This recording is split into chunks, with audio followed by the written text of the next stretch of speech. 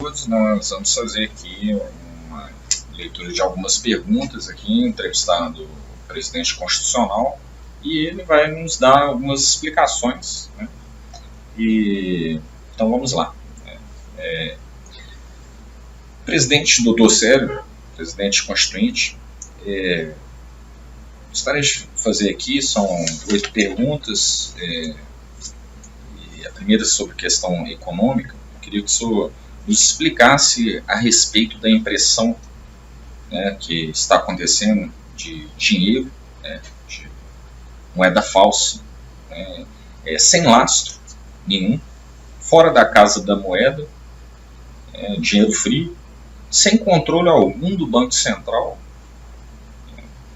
e o país sem contabilidade financeira, estatística, fiscal, verdadeiramente à deriva. Queria que o senhor nos falasse um pouco a respeito desse fenômeno trágico que nos acontece. Pois não. O Brasil, desde 1889, não tem moeda. Porque moeda, o dinheiro, ele tem de ter poder de compra no mundo inteiro. E a moeda brasileira nunca teve isso. Teve na época do Império, o 1.000 réis tinha esse poder. Era o dinheiro ouro nosso. Então ele era mais valorizado do que a libra esterlina. Depois, quando acabou o Império e o Brasil virou antro de políticos, antes não eram os políticos, era a República do Café, formada por São Paulo, Minas e Rio de Janeiro. Eles é que fizeram a República e aí comandavam o país, dividido entre liberais e conservadores, executando o script da República de salvadores do povo contra os vilões da pátria. Então, uma facção assumia o poder e roubava até que a outra facção tirava ele e estaria os seus roubos. E isso vem até agora. Foi suspenso só de 64 a 85, quando as Forças Armadas assumiram o poder. Aliás, no Estado Novo de Getúlio Vargas foi o primeiro período que foi suspenso o script da República. Por 19 anos que Getúlio Vargas governou o Brasil como ditador. Depois tivemos mais outro período de 19 anos também, com o regime militar. E daí eles voltaram ao poder e restabeleceram, não mais como liberais e conservadores, mas como esquerdas e direitas.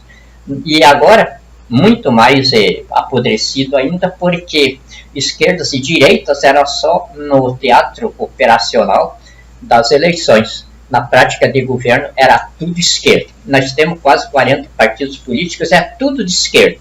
Aqueles que começaram como direita, que foi o PFL, aí eles ficaram com medo do barulho das esquerdas, e daí transformaram no DEM, Partido Socialista. Tudo era socialista, todos os partidos aqui do Brasil são socialistas.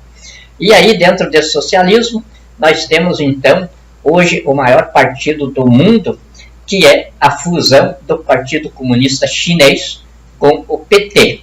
E aí surgiu, então, dentro desse contexto, o partido do Bolsonaro, o PSL, também querendo uma fatia com o PC chinês. Mas, na verdade, o partido mesmo que comanda hoje o socialismo no mundo é o Partido Comunista Chinês com o PT.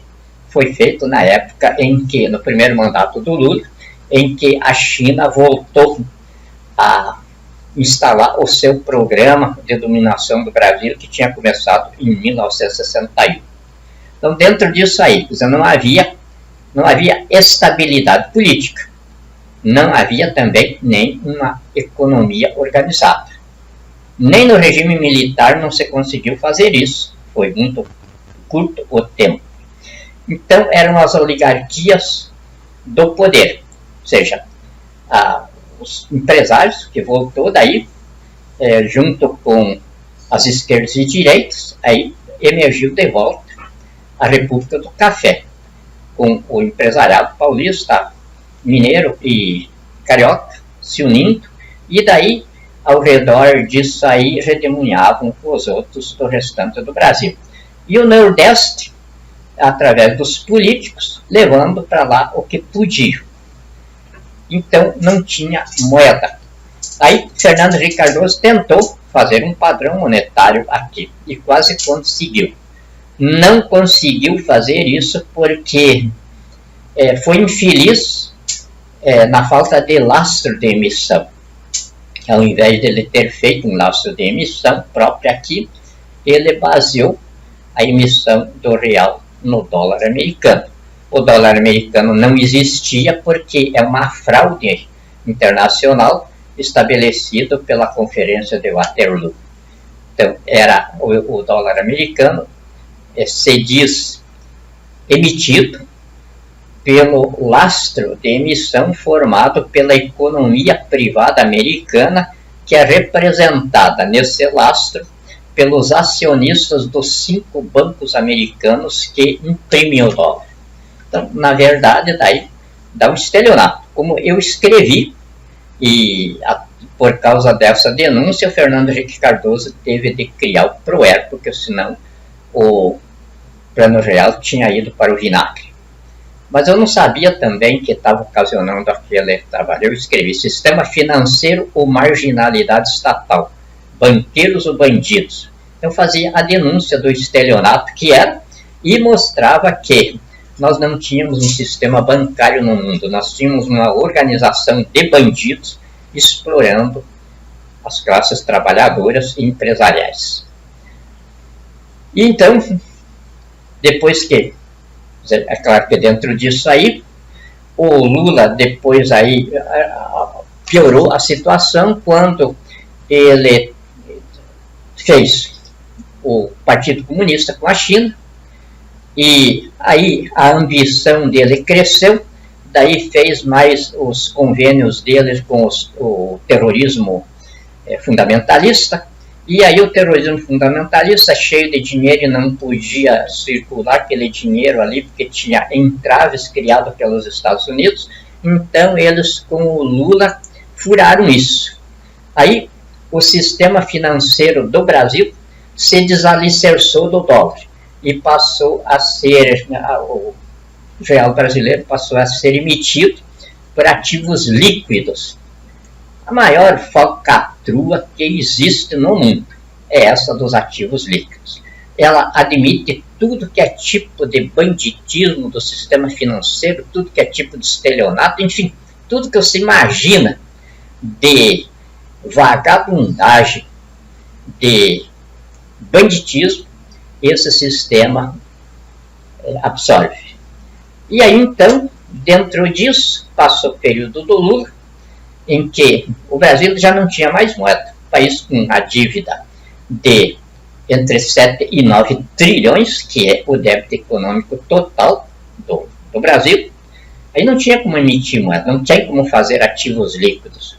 Mas o Lula tinha inventado isso através do Paulo Bernardo e do Mantega, gênios em falcatruas contábeis.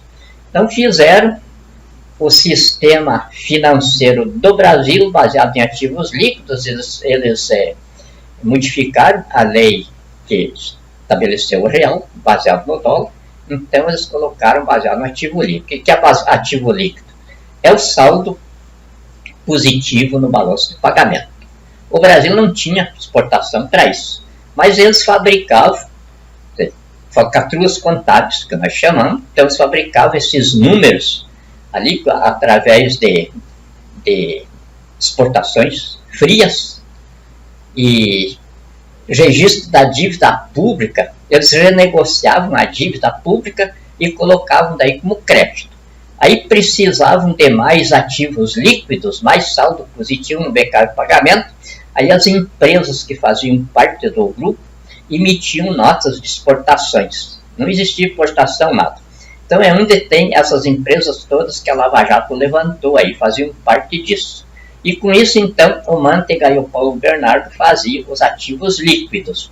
E aí a captação de dinheiro, que eles diziam no mercado financeiro, não tinha captação de dinheiro nenhum. Era lavagem de dinheiro do terrorismo, do tráfico de droga, do crime organizado, que entrava daí pelas bolsas, através da compra de ações. Então, o Banco Central fazia o ativo líquido para as empresas ali emitirem ações, e o governo emitia também os títulos públicos, que era negociado pelo BNDES.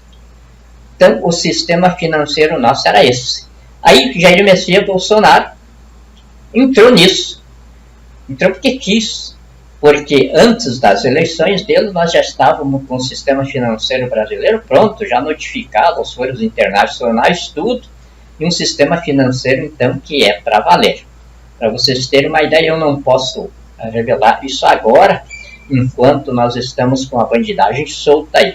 Mas daqui a uns dias vocês vão ter, talvez nem falado por mim, mas pelos engenheiros de finanças, engenheiros monetários aí, que vão explicar que o lastro de emissão do Brasil suporta a economia do mundo por 50 mil anos. Então, durante 50 mil anos, depois que o sistema financeiro brasileiro estiver implantado, a humanidade não vai mais ter essa economia cíclica de crises de 10 anos, de 15 anos. Agora está baixando, agora nós temos ciclos de 4 a 6 anos.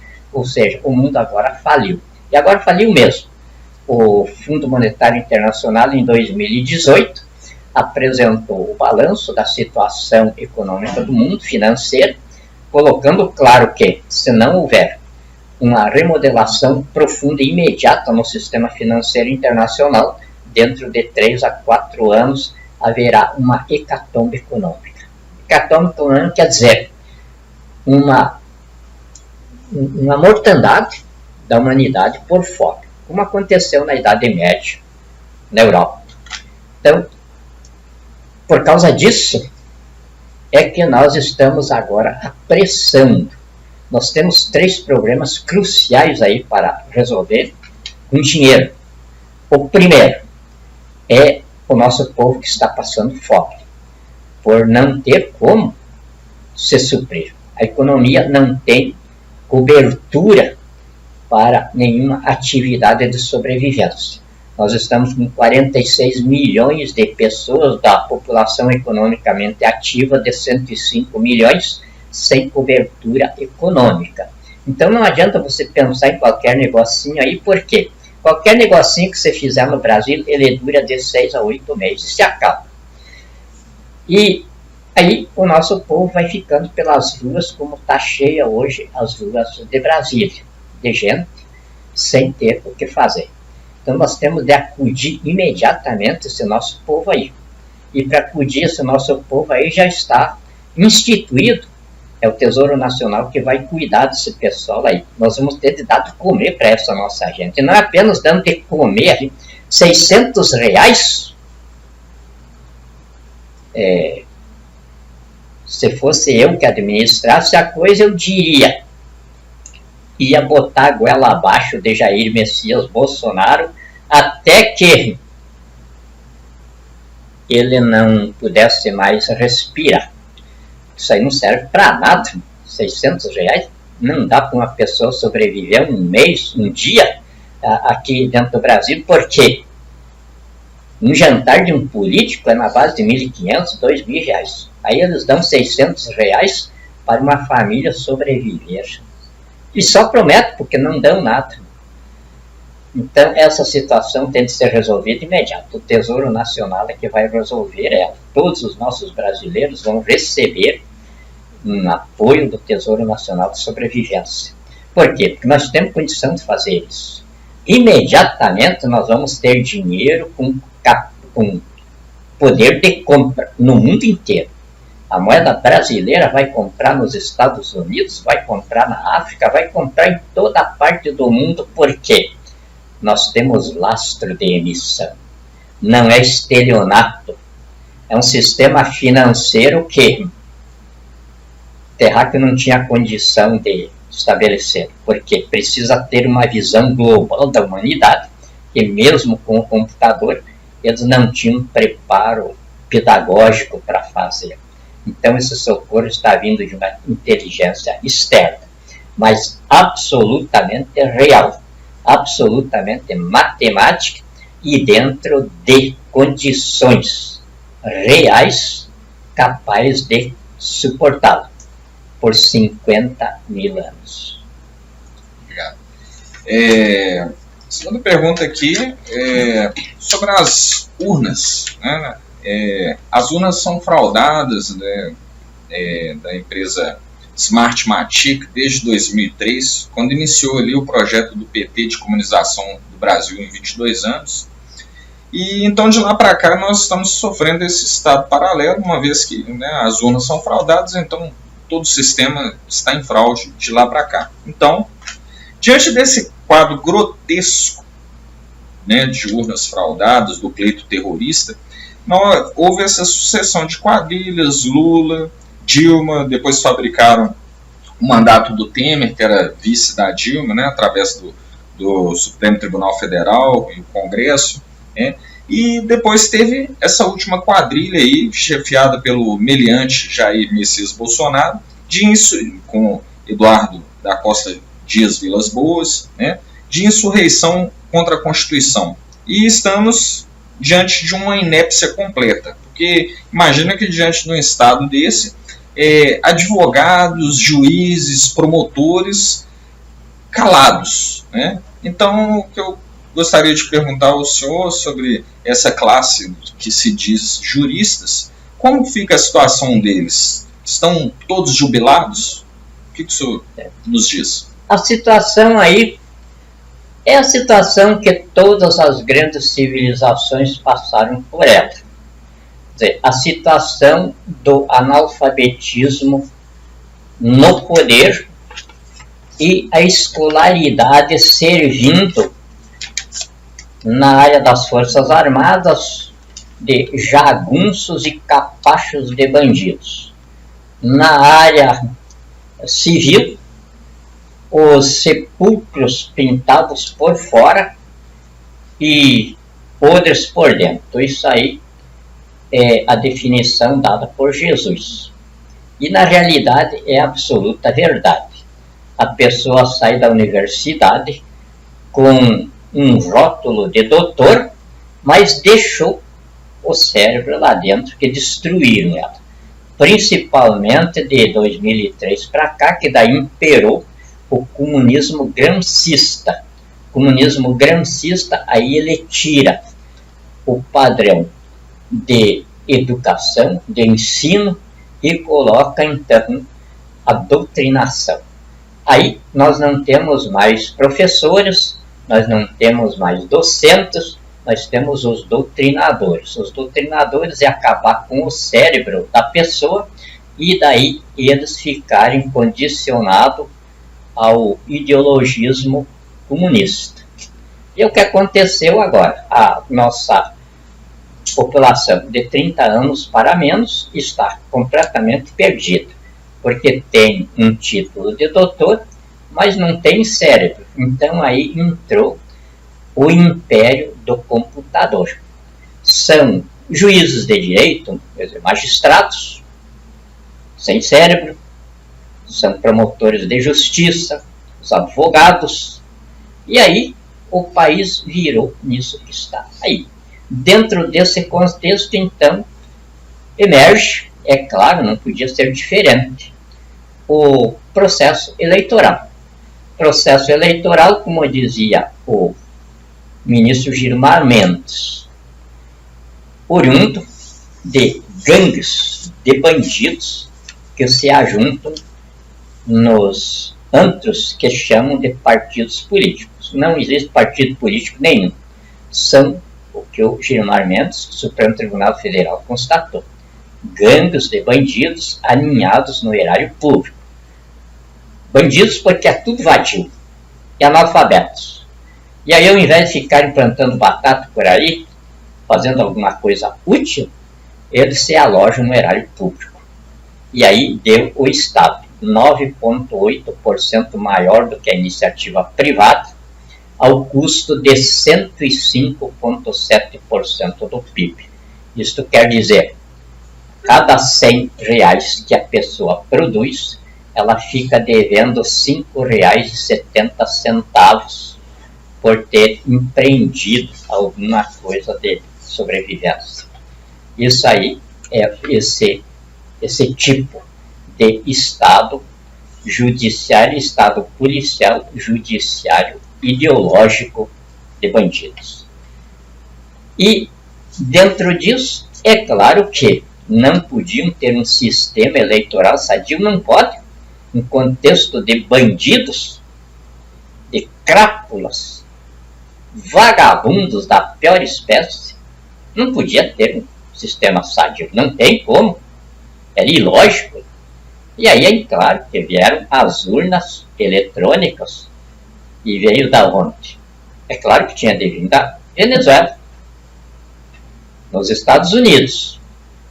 A democracia eleitoral mais velha que nós temos aí. Não existe urna eletrônica. Não há como fazer um pleito confiável através da urna eletrônica. Os fake news aí, todo mundo, eu inclusive não sou nada disso, mas eu arranho na internet aí e eu sei, não há condição de se ter nada seguro dentro do sistema eletrônico que nós temos, que eles chamam aí de inteligência artificial.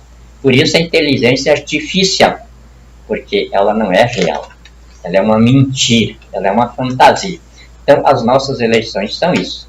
Mas o que acontece aí no procedimento eleitoral de 2014 e agora de 2018 é o seguinte: 2014 nós não tivemos uma eleição, uma disputa eleitoral.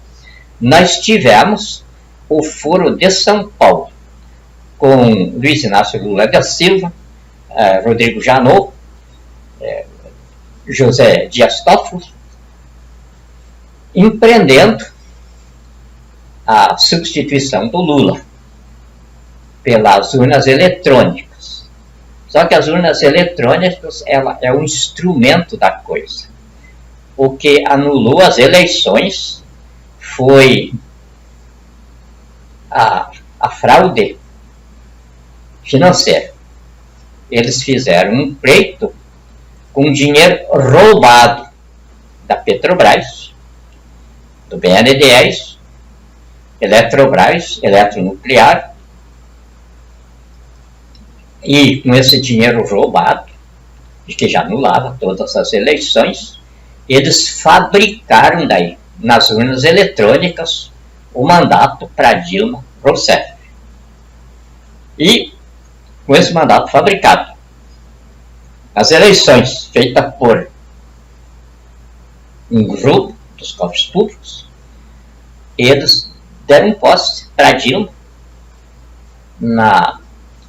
ela substituindo ela mesma, ou dando continuidade para ela mesma, no projeto de poder do PT de comunizar o Brasil em 22 anos, através do roubo do país, onde se insere as eleições com dinheiro roubado. Massacre da nação, na base hoje de 94 pessoas assassinadas por dia só nos corredores de extermínio do SUS. E destruição da pátria, que resultou na Pátria Grande, que era o projeto do PT, hoje com o Brasil anexado à China. Então, esse era o projeto. Era empreendido pelo crime organizado no governo,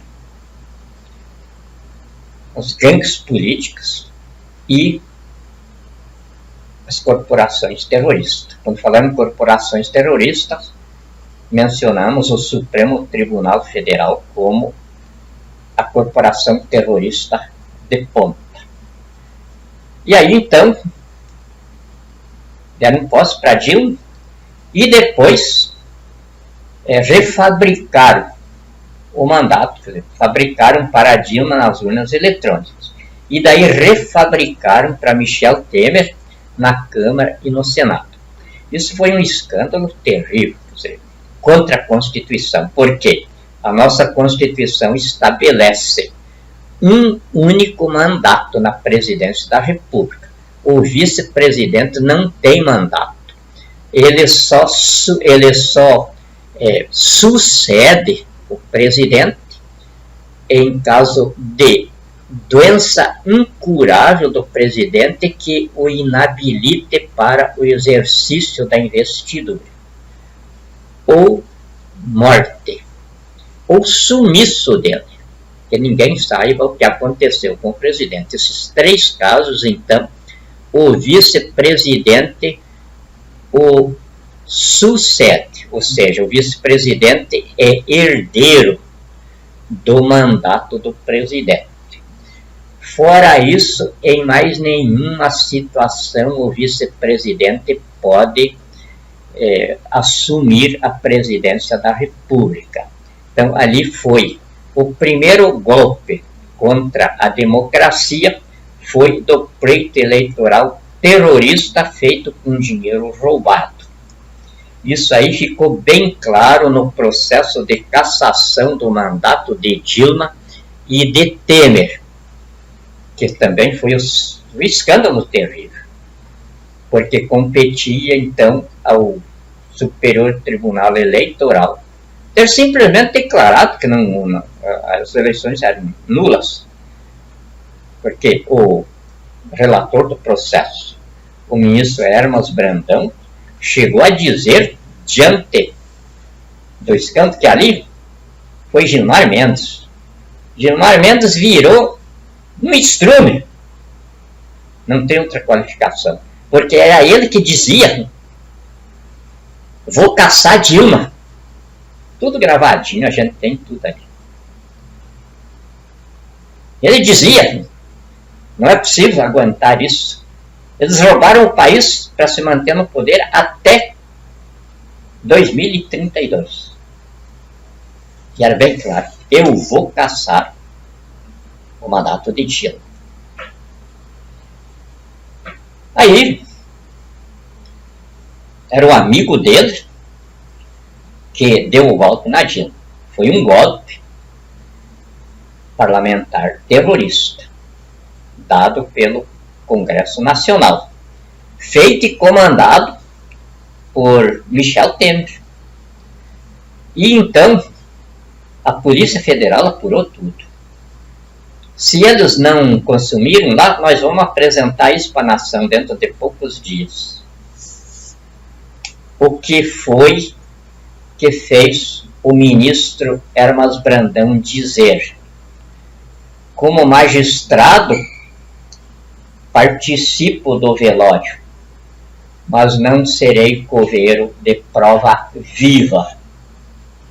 Era demais as provas. Eu acho que dava quase uma tonelada ali, mostrando que as eleições eram uma fraude, um assalto ao país através do BNDES, da Petrobras. Quebraram quase o país para fazer as eleições. E aí, dentro dessa base, emergiu Michel Temer. Então, cassaram o mandato de Dilma. A Constituição é mais do que clara. Caça o mandato do presidente, aí tem de haver uma eleição. O presidente da Câmara tem de assumir, e dentro de um mês tem de haver eleição para completar o mandato do presidente cassado, porque o vice não tem mandato. Nesse caso, cassou o mandato do presidente, o vice fica sem mandato, assume o presidente da Câmara interinamente. É a Constituição que estabelece aí. Mas aí eles deram posse para Michel Temer, porque era tudo acujado. E fizeram isso pensando que com esse golpe eles mantinham o projeto de poder de comunizar o Brasil em 22 anos, porque eles notaram que as Forças Armadas estavam se movimentando do jeito que as Forças Armadas fazem. Era eu que estava comandando isso aí.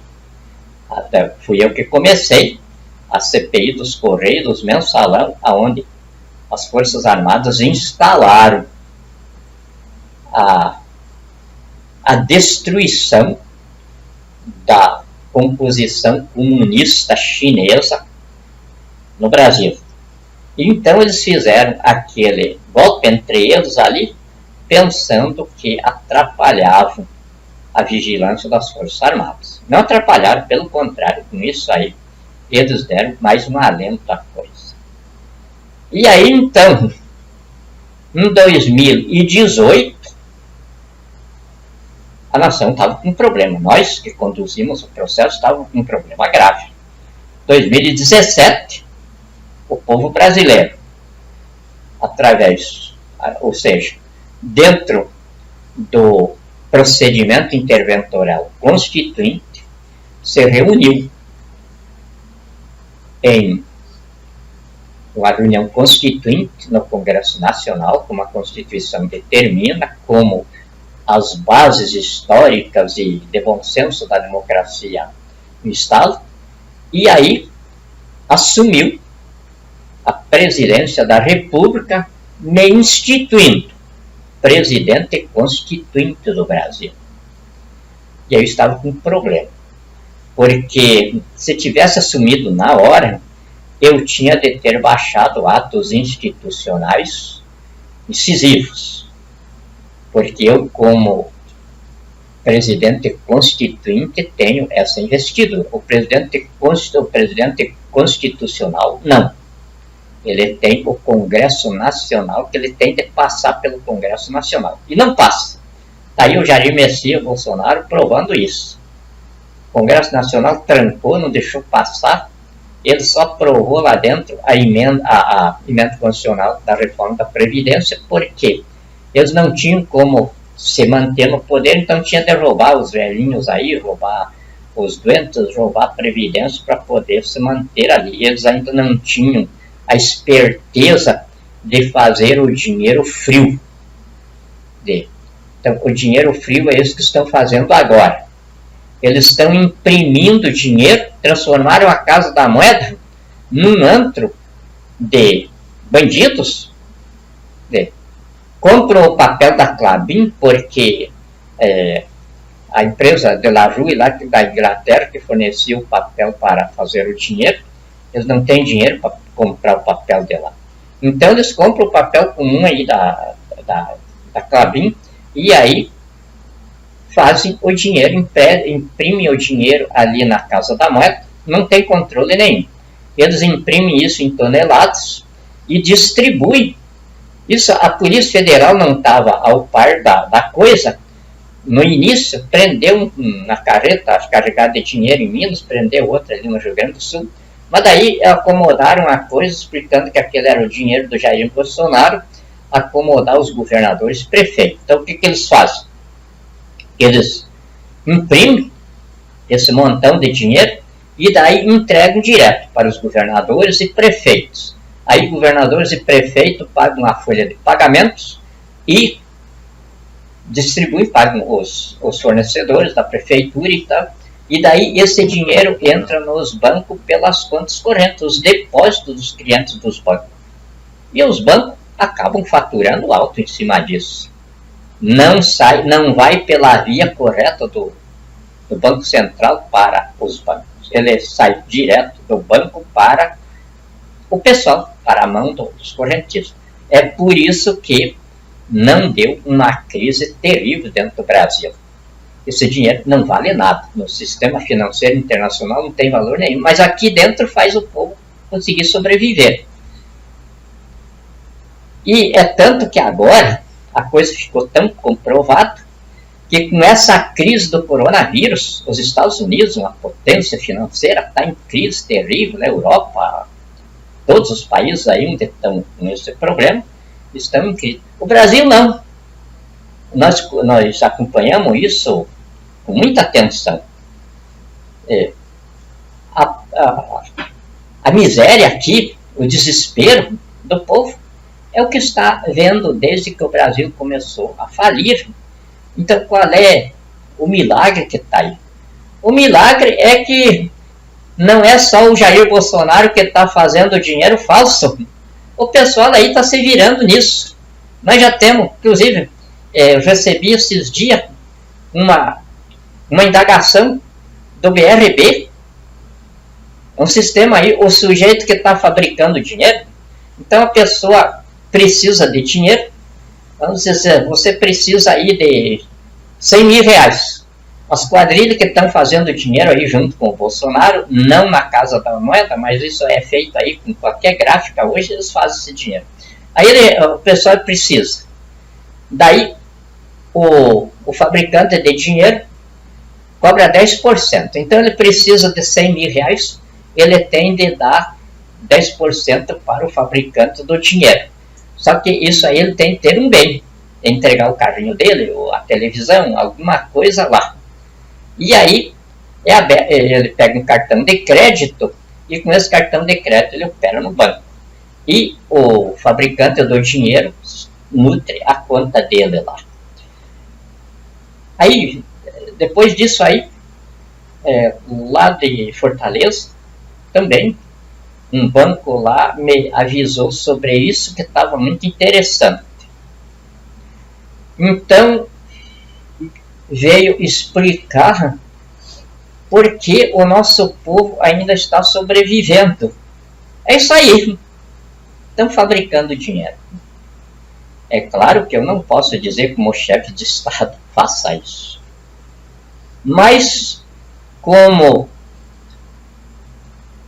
a bandidagem do poder está fazendo, e agora, isso aí seria a minha responsabilidade. A nação tinha de se levantar contra mim aí, e eu tinha de explicar qual é o motivo que eu tô com uma bandidagem dessa solta aí. Eu estou explicando. O Brasil hoje não existe mais. O que existe aqui é a China. E a China nos deu um recado curto e grosso quando eu fiz a declaração de posicionamento. Não se engane. Nós temos o domínio da terra, das águas e dos ares. E ele não precisava dizer, porque nós sabemos, estão até na Lua. Agora, é claro que nós também não damos o nosso segredo de ataque. E os chineses também não são bobos, eles estão esperando por isso. E é isso então que está me atrapalhando um pouco. Mas agora a principal responsabilidade é do general Walter Souza Braga Neto, que vai ter de se explicar em 24 horas sobre esta determinação. Ou ele baixa estas portarias aqui e o socorro humanitário adentra o território brasileiro, ou então eu vou ter de convocar o socorro humanitário. Então, eu sou responsável por essa bandidagem toda aí. Mas, depois que o general Braga Neto definir a posição dele de órgão executor do estado de sítio. Isso ele tem de definir em 24 horas, porque até segunda-feira, como eu já disse num vídeo anterior, o Brasil terá de voltar à sua normalidade em todo o território brasileiro. E é claro que os responsáveis por a pandemia do coronavírus vão ser recolhidos à Ilha das Cobras, porque é muita gente. Já imaginou, de governadores a prefeitos, procuradores de justiça, promotores, Advocacia Geral da União, médicos, advogados?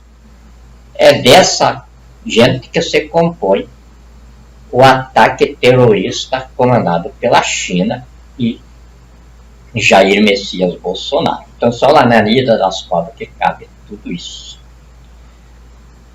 Então, respondendo a tua pergunta, aí, as coisas hoje se entrelaçam. Você vê como é que a ilegitimidade de Jair Bolsonaro.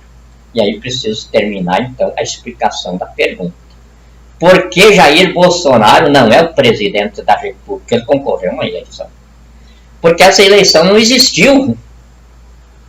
Por isso eu já disse aqui várias vezes, se houver herói nessa intervenção constituinte, esse herói vai ser o general Vilas Boas. Foi ele que acabou com a tranqueira política que não deixava o Brasil progredir. Trancou até o período militar. Eu, desde 69, estou no poder. Sou o ditador mais velho que face da terra. E nós não conseguimos ultrapassar ali, porque quando o general Castelo Branco suspendeu o Congresso Nacional, ele teve os Estados Unidos logo em cima dele, ele teve de abrir. Depois daí, fizemos aquela composição lá de senador biônico, prefeito biônico, governador biônico, resolveu um pouco, mas não conseguimos abrir o suficiente para tirar o Brasil do subdesenvolvimento colonial para o desenvolvimento pleno. E isso, então, foi o general Vilas Boas que fez no pleito de 2018. Para isso acontecer, em mês de julho, eu extingui os partidos políticos e suspendi as eleições. Isso tudo provando nos foros internacionais, porque fazia aquilo não era um ato de exceção, não era coisíssima nenhuma, um ato absolutamente constitucional e necessário. Não tinha como sair daí. Tanto que os foros internacionais, todos eles, aplaudiram. E aí, então, o general Vilas Boas deflagrou com as eleições de 2018, tendo Jair Messias Bolsonaro como bucha de canhão. E deu posse para ele no dia 1º de janeiro de 2019. E então aí, agora, na hora que nós instalarmos o Brasil no canteiro de obras, nós estamos aí sem a tranqueira política. Congresso Nacional vazio de deputados e de senadores, Assembleia Legislativa sem deputados, governadorias estaduais sem governadores. Então agora nós vamos poder instalar o regime parlamentarista republicano do Brasil. Os 26 governadores fazendo parte do gabinete da presidência da República no regime parlamentarista. Vai se acabar daí a corrupção política aí. E como nós estamos num momento, num mundo novo, não é mais aquele tempo do rei andando em liteiras ou em redes nas costas de escravo, que podiam discutir um projeto de lei aí 20, 30 anos. Nós tivemos as nossas leis, o nosso Código Civil. Eu estava advogando na época que saiu o Código Civil. Aí nós vimos ali no Código Civil, não resolveu nada, porque o mundo já tinha andado para frente, e aí aquela coisa, mas por que largaram o Código Civil aí? Quer dizer, fazia 30 anos que o Código estava em tramitação no Congresso. Quando eles aprovaram, o mundo tinha caminhado 30 anos para frente, já saiu desatualizado, e daí começa aquelas emendas tudo, e assim foi sempre a vida legislativa do Brasil e de justiça. Sempre aquilo que deveria regulamentar a vida do país para o progresso, saía anterior e daí trancava o progresso, retinha a marcha da nação. E era isso o nosso problema. O general Eduardo Dias da Costa Vilas Boas, no jeito militar de fazer as coisas, ele trancou. Agora está entregando para o povo, no exercício direto do poder, em mim, no gabinete parlamentar constituinte da presidência da República, o país livre dessa tranqueira, para nós então acabar com tudo essa coisa que nos retinha e começar uma civilização nova. Certo. Doutor, o que a gente está vendo aí também, né? Muitos locais, inclusive, as pessoas nesse momento aí, elas adentram um estabelecimento, os que estão abertos, né, ou meio abertos, muitas vezes, e chegando ali, muitas vezes a pessoa é obrigada lá a utilizar ali do álcool gel. Então, os que terceirizaram a obrigação de raciocinar, acreditando aí nessa pandemia fake do coronavírus, estão sendo envenenados aí com esse álcool gel, né? Eu gostaria que o senhor, e sendo um envenenamento velado, né?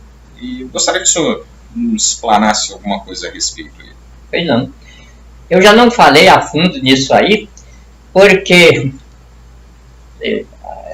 nós estamos numa situação, o nosso povo está tão sem capacidade de entendimento das coisas, que a gente acaba jogando palavra fora quando precisa esclarecer a nação.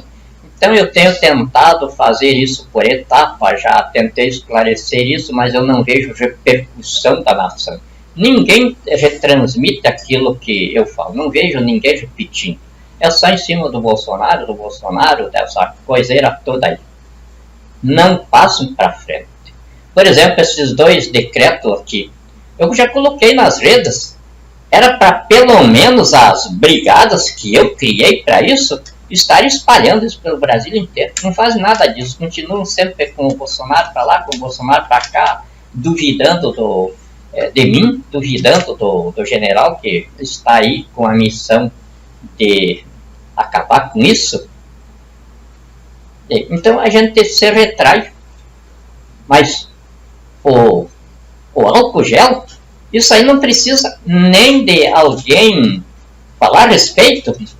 O álcool gel é um veneno. Eu participei nos cursos que a gente fazia para lidar com bandido, aí, combater bandido. O álcool gel era um dos produtos que entrava quando nós precisássemos de alguma coisa para combater o inimigo. O álcool gel, você passa nas mãos, em fração de segundo, ele já está no sangue. E aí o que o álcool gel faz? O álcool gel dissolve os glóbulos vermelhos. Aí aparece a leucemia, o câncer do sangue e uma série de outras coisas. Aparece também cirrose no fígado, aparece uma série de coisas. O álcool gel é um veneno terrível. E é claro que isso aí não é por ignorância. E por isso é que aqui na portaria que nós estamos determinando ao general Braga a ordem para o povo matar essa bandidagem toda, nós estamos dizendo, ou seja, deixando para o povo perguntar, por que esse rigor? Primeiro porque já mataram 12 milhões de pessoas, matam 94 pessoas por dia, então isso já é suficiente. Mas agora o plano é diabólico, isso vem da China. Eu já falei isso um monte de vezes, quando nós rompemos o laboratório de vírus lá na China, eu já disse, a China vai revidar. A China estava fabricando um vírus para acabar com a raça humana na Terra. E aí o que a China fez? A China deu a resposta. Quando nós lançamos a balela ali, aproveitando a coisa que nós queríamos mostrar para a humanidade, que ela deixou de ser uma espécie humana e está aí um composto físico-químico que se move, destruindo a si próprio, num suicídio administrado, numa autodestruição e destruindo o próprio planeta. Esse era o sentido desse espetáculo que nós lançamos aí, do vírus, começando lá na China. Mas fomos bem claros, não estamos jogando vírus na humanidade, estamos apenas prevenindo a humanidade para o que a China pode fazer. E não deu outra, a China aproveitou, pegou no ar a coisa, e aí nos deu a resposta. Bem, nós não precisamos especificamente de um vírus para um vírus de guerra. Nós aproveitamos vocês aí que colocaram na cabeça do povo uma epidemia por vírus que não existe, então nós vamos colocar agora um vírus que não é vírus como vocês colocaram. É uma pandemia viral sem vírus. E foi o que a China fez, mostrando para o mundo e para nós também que eles não são de matar com a honra. Altamente desenvolvido, e é claro que só tinham de ser. E o que eles fizeram? Bem, começaram pelo Brasil, que Jair Messias Bolsonaro, como a gente está colocando ali na determinação para o general. Não é vírus. Eles vêm com o álcool gel, eles vêm com a máscara, tudo contaminado. Não precisa mais nada que o álcool gel para destruírem a nação brasileira. Eles não destroem tudo num dia. Mas dentro de 10 anos aí, praticamente essa geração estará toda destruída pelo uso do álcool gel. Teve uma médica, inclusive, acho que mataram ela porque ela fez um videozinho aí, acabou caindo na minha mão e eu tentei localizá-la, meu pessoal tentou localizar e sumiu. Talvez alguém que com o nome dela, não aguentando a coisa, quis dar uma advertência para o povo e ou mataram ou sumiu. Mas, enfim, é isso. O vírus aí é o álcool gel, usado a beça. Além de ter dado um grande mercado para a China e para as nações que estavam aí com problema de recuo econômico, de falência e tal, então surgiu isso aí. Eu tenho, por exemplo, como eu já falei esse dia aí, uma pessoa que me telefonou de Santa Catarina que endireitou a vida, porque foi no mercado para comprar as coisinhas que precisava para comer, tinha uma fila, não deixava entrar por falta de máscara, aí ele voltou para casa, atrás de uma máscara lá, a coisa que ele achou assim, ele via na fotografia, como é que era a máscara, olhou assim, tinha uma cueca, botou no nariz, aquilo ficou no jeito, ele cortou, fez uma tirinha, chegou lá no mercado e passou tranquilo. E todo mundo já perguntou para onde é que ele tinha achado a máscara. E aí ele foi lá, cortou tudo as cuecas dele, chegou ali na fila e vendeu tudo no instantinho. E daí?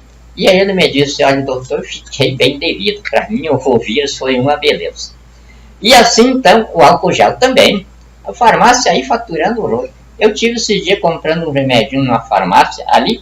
E era só gente atrás de álcool gel e eu olhando assim. E aí eu disse para o farmacêutico, você não fica com alguma coisa na consciência de vender isso aí? Ele me olhou um pouco sério assim, daí falou baixinho, o senhor sabe do segredo? Eu disse, pois é, infelizmente eu sei. Ele disse, mas fazer o que se eu não vender? A polícia vem aqui e me prende, eu sou obrigado a vender isso aí. Então, esse é o programa da China, com o envenenamento pelo álcool gel. E daí vem tudo, esse outro remédio que o Bolsonaro receitou aí. Isso foi invenção da China. O Bolsonaro não tem capacidade de inventar nada, mas o Jinping foi que inventou a coisa. Isso aí é usado pelas Forças Armadas, mas em casos especialíssimos. Também é outro vírus terrível. Então, com álcool gel, com mais o remedinho que o Bolsonaro receita, está acabada essa geração de brasileiros. Ok. Doutor, ainda sobre o coronavírus, né, essa pandemia fake coronavírus, Covid-19, chame como quiser, prova aí que essa massa de pseudomédicos abraçaram essa ficção, né? Bastou a fachada e a propaganda, abraçaram e levou a população toda aí também, ajudou, cooperou, evidentemente, a população aí a erro. Podem aí ser já considerados ex-médicos, o que o senhor tem a dizer? Nós temos 500 mil pessoas aí com diploma de médico que foram feitos pelo PT. Não são médicos coisa nenhuma. E esses coitadinhos aí, eu não condenaria eles, não são médicos. Temos um regime de bandidos aí, como é o caso, por exemplo, do Supremo Tribunal Federal. O Supremo Tribunal Federal está mostrando que Eles não são uma quadrilha de bandidos. Porque quando eu decretei a prisão deles, eles receberam e homologaram. Quando o Supremo arquiva o ato interventorial, ele homologou, ele reconheceu. Então, o que os ministros estão dizendo para o país? Eles são magistrados. Mesmo que o ato seja contra eles, a função do juiz é aplicar a lei ao caso concreto. Ali estava o caso concreto e a Constituição da República não podia ser violada. Então, era a prisão deles. Mas eles mostraram a vocação magistral acima do próprio zelo pela integridade pessoal deles. E aí, então, o Supremo Tribunal Federal sagra-se sobre o que ele possa ser acusado com esse ato aí. Mas continuou. Por quê? O Supremo Tribunal Federal, no mesmo momento em que ele mostrou que faz jus a competência que a Constituição lhe dá, de ter a única serventia, ou serventia máxima, de guardar a Constituição, ele aguarda em todo sentido, mostrando a ilibada conduta e o notório saber jurídico quando aplicou a Constituição contra si mesmo. Mas também, é claro, dentro desse grau, eu sabia que eu não podia prendê-los, porque eu não tenho Estado para investir a Polícia Federal do poder de coação. Como eles também não têm o poder de coação nas decisões que eles dão, eu também não tenho o poder de coação nos atos interventoriais que eu edito. Não tem Estado, porque o Brasil está com 2 Estados. O Estado paralelo terrorista de bandidos e o Estado de direito. O Estado de direito, sob a minha responsabilidade, sob a minha investidura de magistrado de Estado. E o Estado de bandidos, sob a responsabilidade do chefe da tirania oligárquica de bandidos, Jair Messias Bolsonaro. Então, enquanto eu não acabasse com o Estado de bandidos, eu estava com o meu decreto de prisão dos ministros e eles lá dentro do Supremo Tribunal Federal, transformado numa gangue de bandidos, porque estão com prisão decretada, são bandidos. E a presidência da República transformada também numa outra gangue de bandidos, porque se eu decreto uma prisão de alguém e não posso executar, é porque eu também estou no mesmo nível dele. Então, essa é a situação do Brasil neste momento. E essa situação, ela abrange toda a vida do país, inclusive setor de saúde e de tudo. E aí, então, estão os médicos. A mesma situação. Não existe Estado. Não existe Estado para fiscalizar o exercício da medicina. E aí o Lula, o PT, jogou 500 mil, que não são médicos coisa nenhuma, mas tem aí um diploma e inscrição no Conselho de Medicina. E essa gente, então, é que faz parte no projeto, no plano chinês. Mas junto com eles também, porque o médico, ele está lá na ponta. Antes do médico, tem o Ministério Público, começando pela Procuradoria-Geral da República, e depois todos os promotores de justiça. Eles são os agentes da Constituição contra qualquer coisa que não esteja comprovadamente legal. E a pandemia do coronavírus, ninguém sabia de onde que surgiu, como é que surgiu, nem nada. Quer dizer, a OMS não sabe também. Então, uma coisa no ar. a Procuradoria-Geral da República tinha de ter tomado providências contra isso. A legislação internacional é muito clara contra isso, já tinha de ter responsabilidade imediatamente a OMS, que é o organismo internacional responsável por isso. Já tinha de ter pedido, inclusive, perante a ONU e a Justiça Brasileira, a prisão desse pessoal da OMS aqui no Brasil. Mas não fez isso. Então começa a responsabilidade dos promotores, do Procurador-Geral da República. E daí vem os advogados. Os advogados estão no artigo 133 da Constituição instituídos também para isso. Também não fizeram.